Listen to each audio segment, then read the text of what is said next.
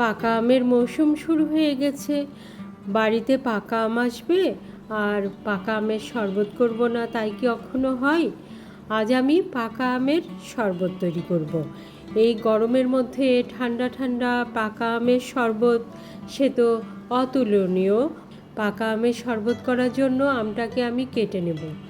আমটা খোসা ছাড়িয়ে নিব না, খোসা সহই আমটা কেটে নেব। আমটা কেটে নিয়ে চাকু দিয়ে এইভাবে ছোট ছোট টুকরো করে নেব। এই তো আমটা কাটা হয়ে গেল, কি সুন্দর ফুলের মতো করে কেটে নিলাম। এখন আমের টুকরোগুলো ব্লেন্ডারের মধ্যে দিয়ে দিব। এখানে আমি বড় সাইজের একটা আম নিয়েছি।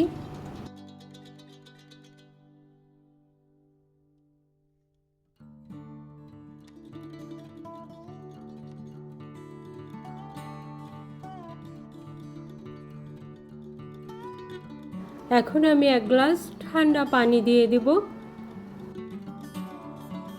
স্বাদ মতো চিনি দিয়ে দেব, অর্থাৎ যে যেমন মিষ্টি খায় তেমনই চিনিটা দিতে হবে।